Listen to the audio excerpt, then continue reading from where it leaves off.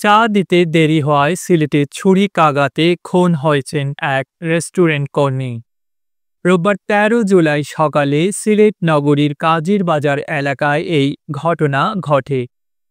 নিহত মোহাম্মদ দিনার আহমদ রুমন সিলেটের দক্ষিণ সুরমা উপজেলার জালালপুর ইউনিয়নের শব্দলপুর গ্রামের মৃত তখলিস মিয়ার ছেলে। তার বয়স আনুমানিক ২২ বছর।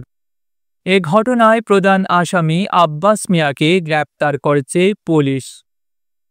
রোববার বিকেলে নগরীর কাজীরবাজার এলাকায় অভিযান চালিয়ে তাকে গ্রেপ্তার করে সিলেট মহানগর পুলিশের কোতোয়ালি থানা পুলিশ। এই ঘটনায় জড়িত আব্বাস মিয়ার ছেলেরা পলাতক রয়েছেন। পুলিশ ও স্থানীয়রা জানান, নগরীর কাজীরবাজার তুপখানা এলাকার বাসিন্দা আব্বাস মিয়া রোববার সকালে নাশতা করতে কাজীরবাজারে আসেন। তিনি প্রায় সকালে কাজীরবাজারে নাশতা করতে আসেন। তিনি কাজীরবাজার মাছ বাজারের পাশে অবস্থিত জব্বার মিয়ার রেস্টুরেন্টে এসে প্রথমে পরোটা ভাজি খান।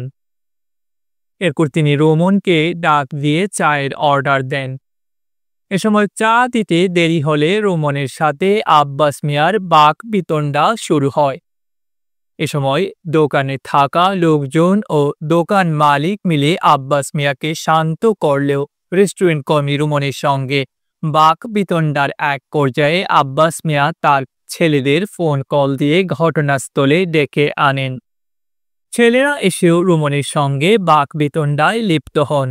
এ সময় আব্বাস মিয়ার ছেলেরা রোমনকে মারধর করতে থাকেন এবং ছোট ছেলে রোহান তাকে ছুরিকাঘাত করে পালিয়ে যান। পরবর্তীতে স্থানীয়রা রোমনকে উদ্ধার করে সিলেট এম.এ.জি. ওসমানী মেডিকেল কলেজ হাসপাতালে নিয়ে গেলে কর্তব্যরত চিকিৎসক তাকে মৃত ঘোষণা করেন। কোতোয়ালি মডেল থানার ভারপ্রাপ্ত কর্মকর্তা জিয়াউল হক বলেন, রেস্টুরেন্ট কর্মী রোমন হত্যার ঘটনায় ৫ জনের নাম উল্লেখ করে অজ্ঞাত আরও ২-৩ জনকে আসামি করে থানায় মামলা দায়ের করা হয়েছে। পুলিশ প্রধান আসামি আব্বাস মিয়াকে গ্রেপ্তার করেছে এবং বাকি আসামিদের গ্রেপ্তার করতে অভিযান অব্যাহত রয়েছে। ডেস্ক রিপোর্ট, আধুনিক কাগজ।